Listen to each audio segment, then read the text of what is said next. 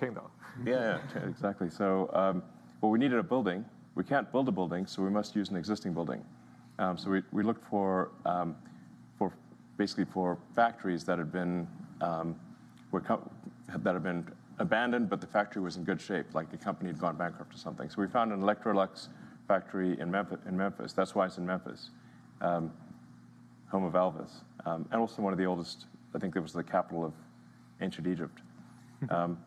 And it was actually a very nice factory that, I don't know, for whatever reason, that Electrolux had left.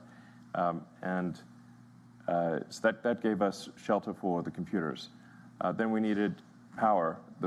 We needed at least 120 megawatts at first, but the building only had 15 megawatts. And ultimately, for 200,000 GPUs, we needed a quarter gigawatt.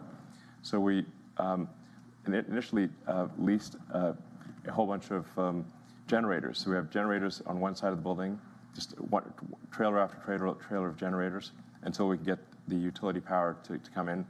But then we also need cooling. So on the other side of the building, it was just trailer after trailer of cooling. So we leased about a quarter of the mobile cooling capacity of the United States on the other side of the building. Then we needed to get the GPUs all installed, and they're all liquid cooled. So in order to achieve the density necessary, this is a liquid cooled system. So we had to get all the plumbing for the liquid cooling. Nobody had ever done a liquid cooling data center at scale. So this was an incredibly dedicated effort by a very talented team to achieve that outcome. And I may think, now it's going to work. Nope. The issue is that the power fluctuations for a GPU cluster are dramatic. So it's like this giant symphony that is taking place. Like imagine having a symphony with 100,000 or 200,000 participants in the symphony, and the whole orchestra will go quiet and loud in 100 milliseconds.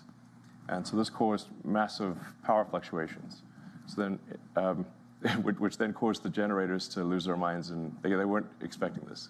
So to buffer the power, we then used Tesla megapacks to smooth out the power. So the megapacks had to be reprogrammed. So with XAI, working with Tesla, we reprogrammed the megapacks to be able to deal with these dramatic power fluctuations to smooth out the power so that the computers could actually run properly. And that worked. It was quite tricky. But even at that point, you still have to make the computers all communicate effectively. Mm-hmm. So all the networking had to be solved, and debugging a bazillion network cables, debugging nickel at 4 in the morning. I think we solved it like roughly 4:20 a.m. Yeah, okay. Was when we figured out like there were a whole bunch of issues. Well, like one there was like a BIOS mismatch. Yeah, exactly. The BIOS was not set up correctly. Yeah. We had to diff our LSPCI outputs between two different machines. One that was working. Yeah. One that was not working. Yeah. Many other things. I mean, yeah, exactly. This would go on for a long time if we actually listed all the things. But it's like interesting. It's not like, oh, we just magically made it happen.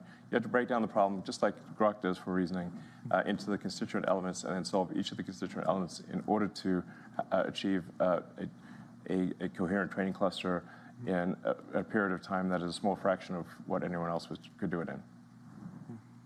And then once the training cluster was up and running and we could use it, we had to make sure that it actually stays healthy throughout, which is its own giant challenge. And then we had to get every single detail of the training right in order to get a Grok3 level model, which is actually really, really hard. So we don't know if there are any other models out there that have Grok3's capabilities, but whoever trains a model better than Grok3 has to be extremely good at the